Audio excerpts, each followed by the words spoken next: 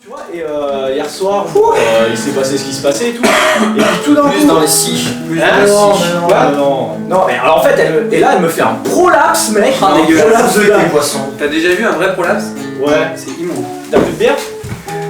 Moi je suis à sec. hein. De la sec? Ouais. Allez. Eh, c'est pas la bière de Bordeaux. Oh putain! Oh. C'est la dernière bouteille, les gars! Oh merde! Faut en profiter, faut en Eh, profiter. c'est la fête, hein. Allez. Bordeaux. Mais on devait pas faire une vidéo sur Bordeaux à un moment donné? Ouais, il y a été question, mais je sais pas, à chaque fois que quelqu'un avait une excuse pour pas la faire. Salaud. À la vôtre, les gars. Allez. À Bordeaux. Ah, Bordeaux. Ah, bon d'avoir. Toi, t'arrêtes pas de jouer, toi. Toi, t'arrêtes pas de jouer.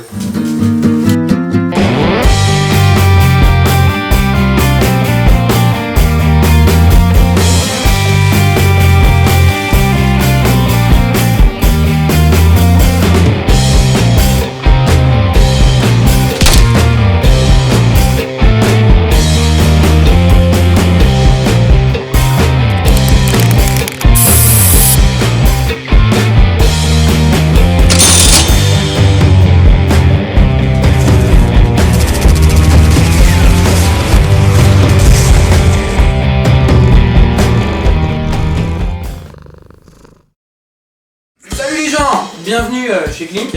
Alors ce soir on n'est pas dans le même lieu que d'habitude. On est entre potes de la Phoenix et on prépare cette petite vidéo pour donner des petits conseils pour ceux qui vont s'aventurer dans la grande aventure des airsofters, c'est-à-dire Border War, comme chaque année. Donc Klink, Gromich et Guiche sont allés à la dernière édition de Border War, ils vont nous raconter ça et nous faire part de leur expérience. Du coup ils vont nous donner des petits conseils pour tous ceux qui veulent participer à la prochaine OP de Border War. Voilà, cette vidéo est pour vous. Bon visionnage. Comme toute bonne OP de plus de 24 heures en Airsoft, évidemment il faut être préparé. Et on va commencer par le sujet des papiers d'identité.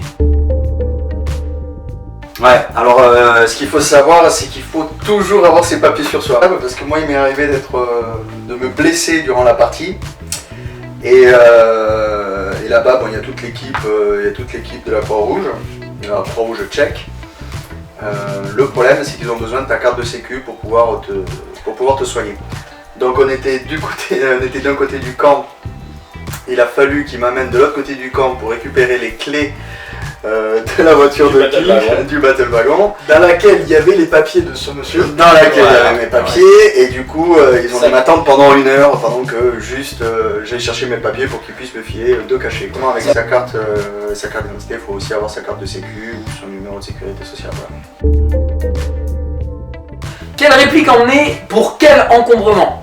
En fonction évidemment du passage à la douane et aux aéroports, c'est pas toujours une question simple. Bah déjà, pensez au niveau de votre groupe. Si vous y allez à plusieurs, essayez de rationaliser les répliques et d'avoir des répliques qui permettent d'avoir un groupe de combat autonome. Les PA, ça vous dépannera, mais c'est pas ultra indispensable. À part pour les attaques de camp la nuit quoi. Les attaques de camp la nuit. Surtout ça. Après en journée, t'auras pas la distance quoi. Et la nuit, de toute façon, vous arriverez limite à cutter les mecs d'en face parce qu'il se peut que des gardes dorment. Comme ça a pu se voir. Comme ça a pu arriver. Comme ça a pu arriver. Donc pensez à complémentarité de réplique, et sur votre groupe de combat, c'était quoi la config alors en termes de réplique? Alors la config, c'est qu'on était 6 Français agglomérés à 6 Hongrois qu'on connaissait déjà. Et on était tous à 5 répliques de fusil d'assaut et une réplique d'appui. Anti-snipe, ça peut être utile. Ouais. Oui. Avoir un petit anti-snipe prochain, pour faire une petite reco et bien identifier les cibles, savoir si le groupe d'en face est vraiment un groupe d'hostiles. Non mais pour le coup la réplique de soutien elle est... La réplique de soutien indispensable. Si vous y allez à 5 ou 6, prenez une réplique de soutien. Ouais. C'est bien de prendre nous on était 6, on avait 3 répliques de backup. Ouais. 3 répliques de backup parce que si jamais t'as ta réplique qui lâche pour je ne sais quelle raison, une gear qui pète ou un truc comme ça, t'es un peu dégoûté. Est-ce que vous pouvez nous parler des indispensables du sac de combat, à savoir ce que vous devez avoir dedans et ce que vous ne devez pas avoir dedans? Ben, déjà partez du fait que, comme ça vous arrive une paire de fois, si vous partez du camp et que vous dites oh on revient dans 6 heures, vous ne reviendrez pas dans 6 heures, vous reviendrez en pleine nuit, prenez une lampe torche. Quel que soit l'objectif, prenez une lampe torche. Par personne. Là par contre, une lampe au moins devant, au moins derrière et une au milieu. Le but c'est que quand même c'est un terrain qui est vallonné, donc si tu marches et que tu vois pas où tu marches, tu peux te niquer la cheville rapidement, donc faut essayer de voir au maximum où tu mets les pieds quoi. Un peu de bouffe, enfin ça c'est l'indispensable. Vêtements de pluie, un poncho, ça nous a sauvé la vie.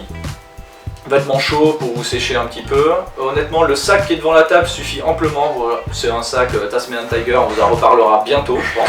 Ouais. Vu que c'est le sac officiel de la Phoenix. C'est ça. Vous pouvez mettre au nombre de poches un calculateur dessus et avoir une bonne réserve de flotte. Donc en gros, bouffe, flotte, la map, ça peut être utile, au moins une dans le groupe, une boussole, une lampe torche. Les billes. Ok.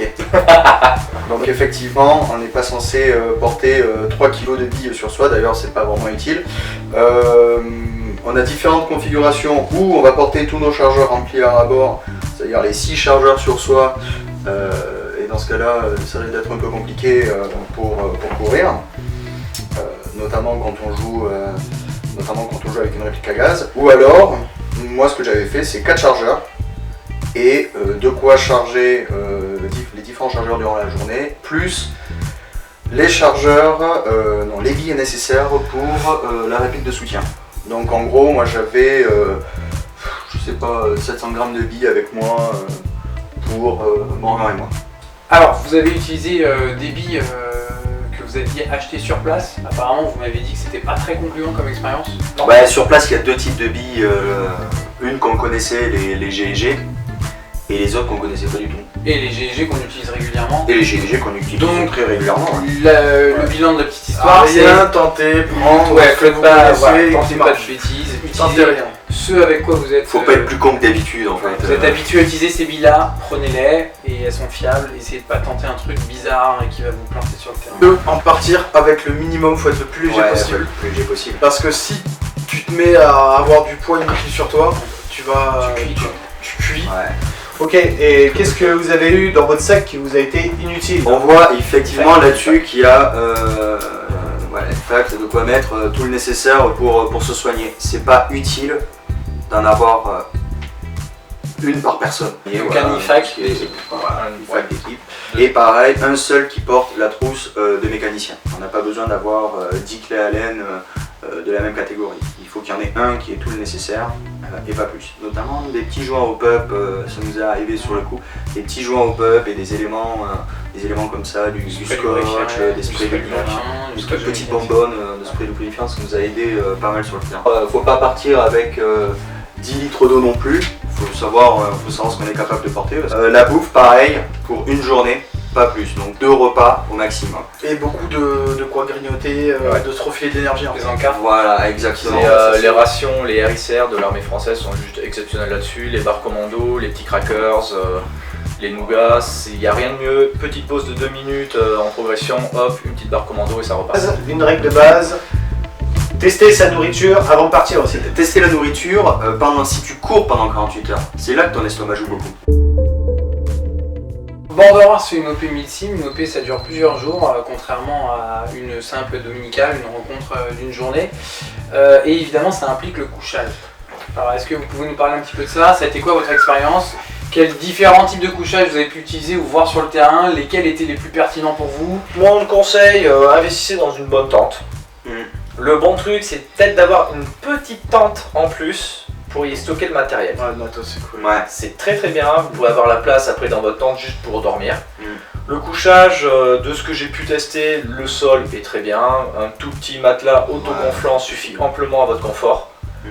Et n'hésitez pas à prendre un bon sac de couchage qui protège bien du froid. Le Snug Pack, je vous le sortirai peut-être un jour, est nickel. Le Snug Pack, moins 5 degrés, 12-15 degrés en température confort, est juste énorme.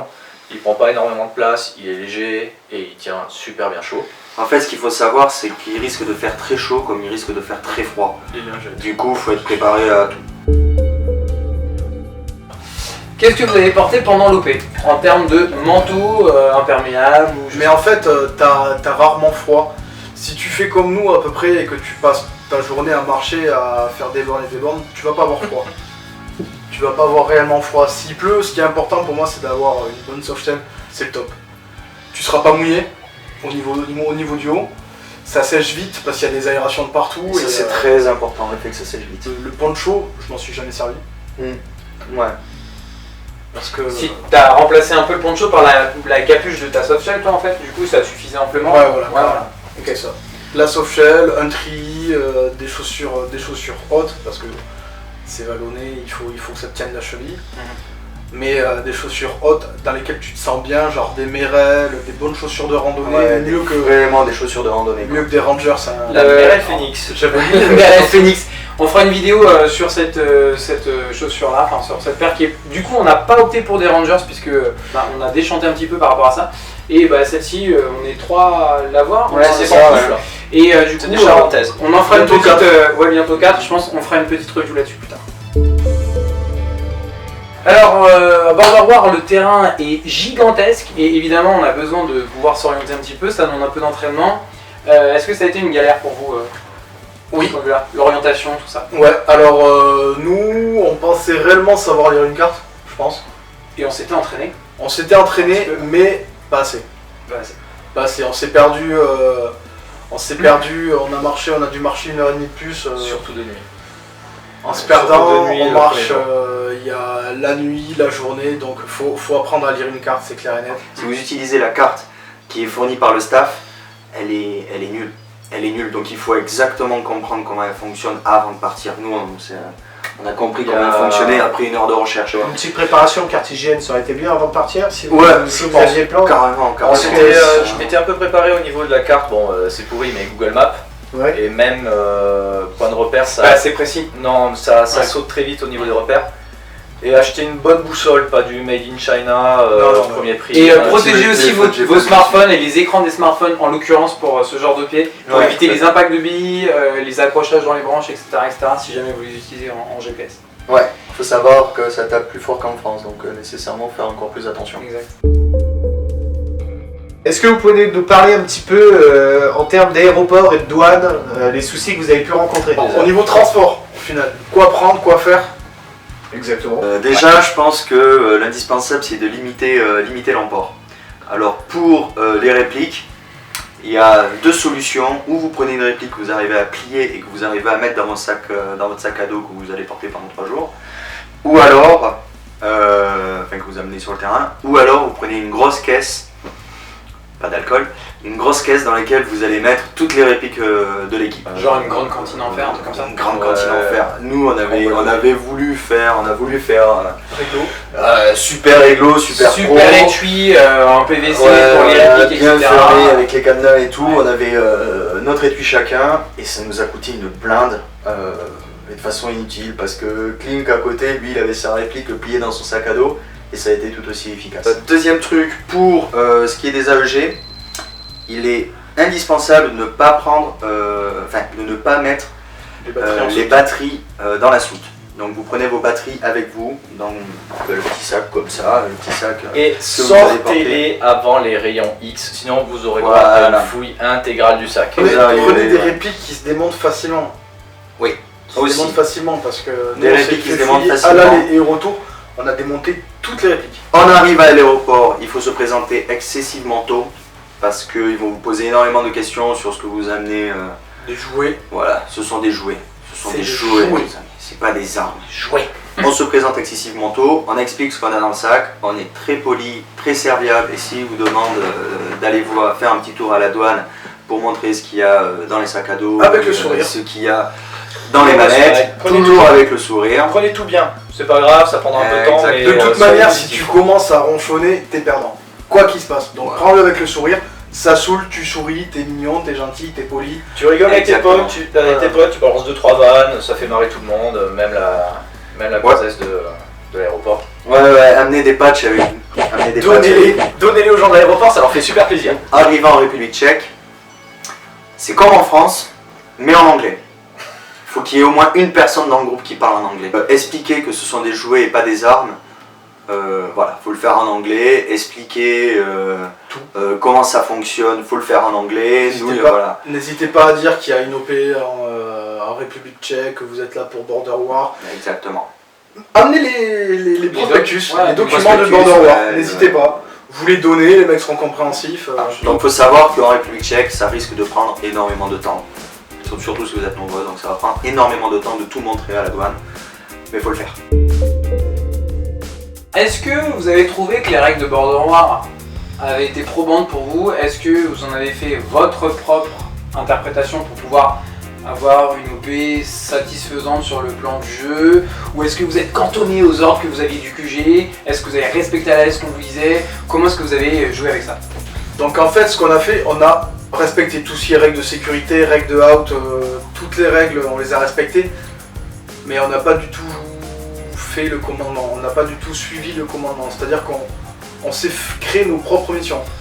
Vous avez quand même updaté vos infos pour Ouais, jouer voilà, sur l'OP ouais. en fonction de ce qu'on Bien vous sûr, disait. oui, Au voilà, fur et à ouais. mesure de ce qu'on voyait de la situation des factions qui. Des relations entre factions qui étaient clairement sur le terrain, des mercenaires qui tirent sur des task force. Bon, ces mercenaires, manifestement, vont être nos copains. Ouais, bien sûr. Après, ce qu'on se disait, c'était que justement l'an prochain, on allait essayer plus de respecter la chaîne de commandement, au Si, moins. si cette fois on a une chaîne de commandement. Non, Donc, ça, sans vouloir faire les rageux quand même. Ouais. Quand on va jouer de l'autre côté de l'autre côté de l'Europe, c'est dommage de jouer avec les Français. Autant nouer connaissance avec d'autres personnes. Voilà, Alors, exactement. honnêtement- Nous, on a joué avec des Suisses, on a joué avec des Hongrois, on a joué avec des Allemands. C'est juste génial.